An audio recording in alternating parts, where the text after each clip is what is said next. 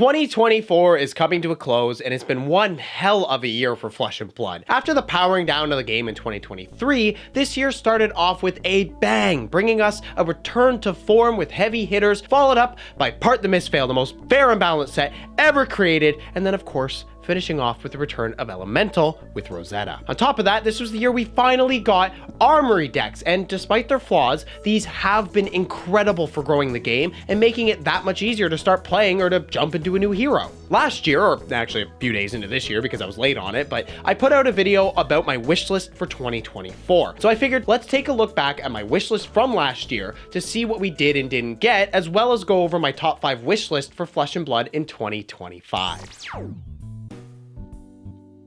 Number 5 on my list last year was the introduction of a bundle product. I would love to have a product that's just a storage box with 8 to 10 packs in it and maybe a couple little goodies, and it can cost what, like 40 to 60 bucks depending on where you are in the world. I think this would be great for new and established casual players who don't want to buy a whole box. And instead, we got the Blitz collection bundles, a product that has the storage box, a playmat, 3 to 4 Blitz precons, and 2 to 3 packs for $70 to $100.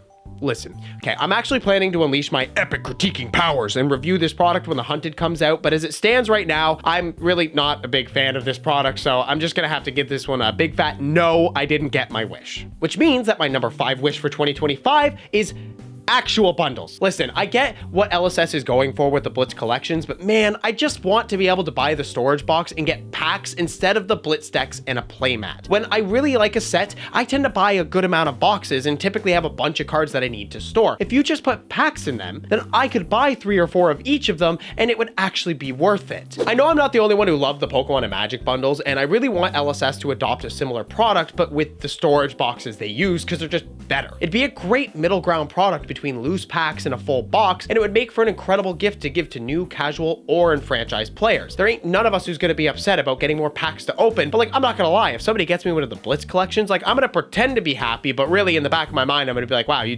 bought me something I don't need. You just wasted your money. So yeah, number 5 for 2025 is just real, legitimate bundles with packs. Okay, next.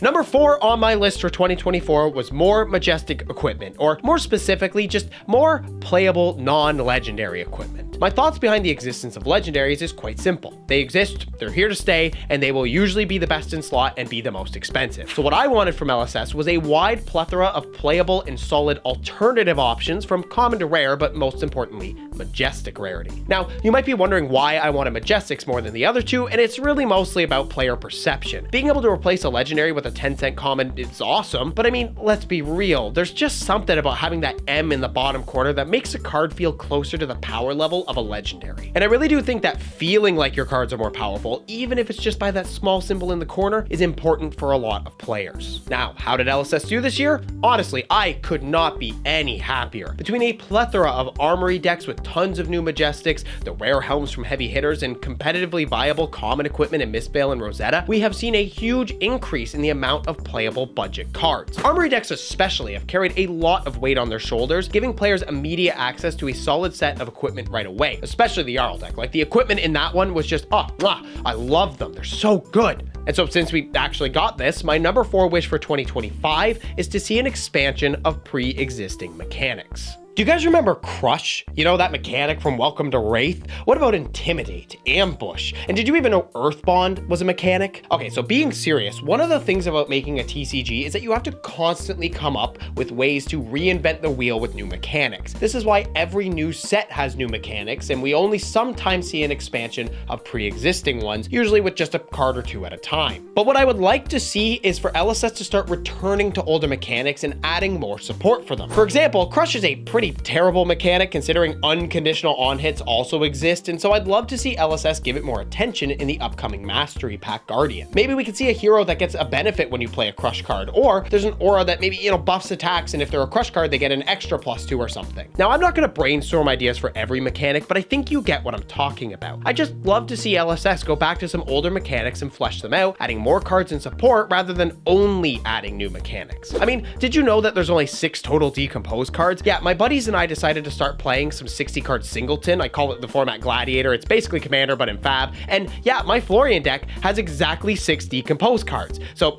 I certainly wouldn't mind a few more of those personally. But yeah, that's about all I have to say on this one. Don't stop making new mechanics, but maybe we can go back and add to some of the older ones too as the game continues to, move forward in time. So anyways, on to number 3.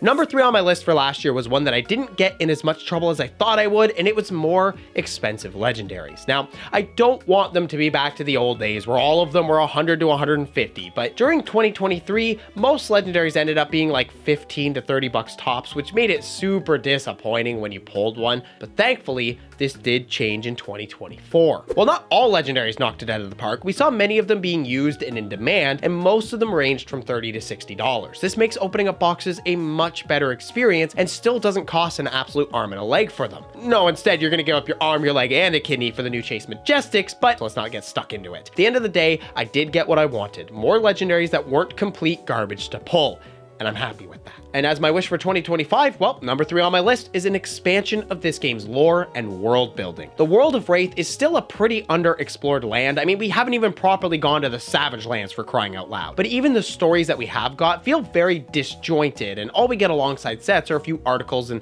that's about it. Personally, I would love to see an expansion of this lore, whether it be more articles or actual short novels written alongside sets to help flesh out the storytelling, and maybe tie things together a bit better, because I know that all the stuff in Aria and what's happening with the War of the Monarch are tied, and there's Ancient Ones Awakening, but then we snap over to Metrics, and that's its own segmented off world where Ultron rules overall, and right now we're going back to Volcor, and I think this stuff is gonna end up tied into the whole Awakening of the Ancient Ones, since it seems like there's an Aesir under the volcano. But I don't know, man. It's really hard to piece a bunch of articles together and really understand what's going on big scale. But even more than that, what I really want to see is more flavor text on cards to help enrich each individual set outside of just what's going on in the story or the heroes in it. For example, let's look at Rune Rager Swarm. This is a card with very little text in the box and all this space to put a bit of flavor text. I love when cards show different creatures and beings from the world of Wraith because it makes it feel a lot more real and lived in. But this card leaves me with so many questions, like who's the buff zombie dude? Is it a mindless creature or a sentient being? And what are the Rune Ragers? Are they naturally existing creatures who feast off the arcane energy in the seemingly swampy forest thing they call home, or are they created by somebody? A little bit of flavor text here could go a really long way to expanding this world outside of just the core story of the set. And I'd really love to see LSS make this more of a focus when they're doing the creative work on cards. Even looking at the Hunted, LSS does have some cards with flavor text, and I love it. Getting these quotes helps highlight the views of the people in this conflict between the Drakai and the assassins who killed their emperor. And this is awesome, and I want more of it, but also,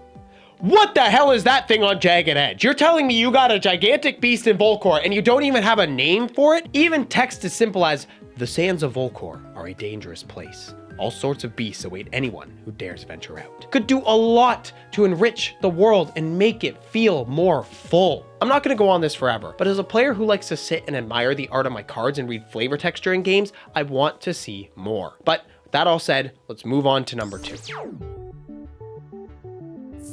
Number 2 on my list for this past year was to have heroes that were meta relevant on release. Okay, maybe not that meta relevant. Listen, if there was one thing that made 2023 a pretty bad year for the game, it was that the older heroes like Oldhim, Lexi, Iyslander, and Dromai were just better than every new hero coming out. Outsiders, Dusk Till Dawn, and Bright Lights were just kind of lackluster, and it really made it hard to get excited for new sets when the heroes just weren't as good as what we already had. But this year, heavy hitters came out swinging with heroes like Victor, KO, and Kasai, who all immediately were worthless because then Mistveil released, and it came with one of the most broken heroes the game has ever seen, one of the most gatekeepy heroes we've ever seen, and one of the most annoyingly disruptive heroes we've ever seen. Turns out blue cards are good for more than just pitch. Who knew? Thankfully, Rosetta didn't follow this insanity and instead gave us 4 really flavorful and cool designs that are all super fun to play. I mean, I've only actually ever played Florian, but let's be real, aside from Count Your Blessings, Rosetta is a near perfect set and everyone seems to love it. So yeah, I did get my wish. Plenty of heroes coming out in 2024 were meta relevant or at the very least playable at the armory level. Although, for as much as I love Enigma, I personally think that the power level of heavy hitters and Rosetta is where the game is best. So then what is my number 2 wish for 2025? reprints. For the love of God, reprints. Cards like Command & Conquer, Enlightened Strike, Codex of Frailty, and Warmonger's Diplomacy are reaching crazy prices when combined with the fact that Legendaries still cost money, and even the core Majestics of a lot of decks are reaching $10 to $20 each. So what I would like to see are very targeted reprints, maintaining the value of the game for stores and current players, but bringing down the prices of those extreme offenders. For me, I think the expansion slot would be best, since cards in it are printed at about 30% less the rate of the inset Majestics, and so it would add more supply without completely collapsing the prices. I'm sure new players would appreciate Command & Conquer being $60 instead of $90 to $100, and stores and current players aren't losing all the value of their cards. Seems like a win-win to me. For now, it's time to move on to my final wish.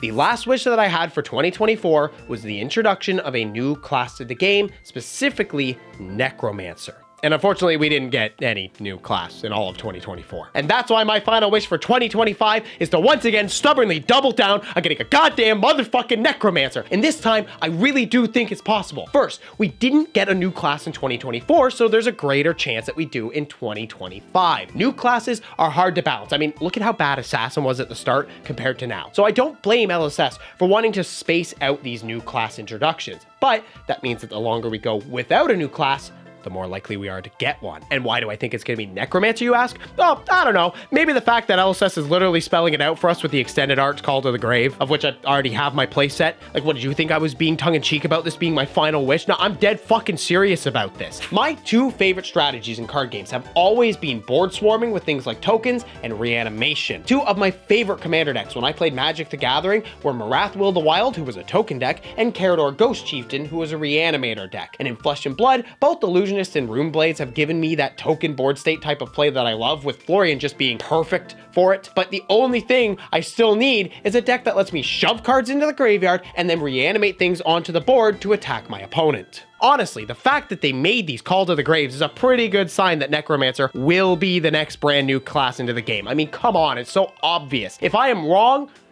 I'm not gonna put money on this because, like, I'm wrong about a lot of things, so I'm not making any bets on that. But, like, man, there's a reason I spent good money on these, and it wasn't for Leviathan, although I am actually using him in my Leviathan deck at the moment. But mark my words, the moment we get a Necromancer, these are going straight into that deck, and I will be bankrupting myself once again to foil out yet another new hero, because you know that if they have cards that come back from the graveyard to sit on the board, they're going to make them marvels or at least extended arts. But really, I don't have much to say here. I just really love Reanimator decks, and I hope that we get one in 2025. But with all that, what are you guys thinking? What are you hoping to see in Flesh and Blood next year? Leave a comment, help the almighty algorithm love me more, and I'll see you in the next one. As always, thank you to all of the patrons who help support what I do here on this channel. Shoutouts to the Giga Chad Saint, Geeks First, Elixir, Vinny, John, Ty, Chemical, Bryant, Dark Memoria, Big Hungry, and Wolf Shadowmancer. Then we've got the Alpha Chads Thomas, Zajima, and Aaron. And then there's the Super Chads Thal, Cece, Ben, Yogbadoodles21, Scott, and Kevin. Thanks again as always, and stay Chadly, my friends.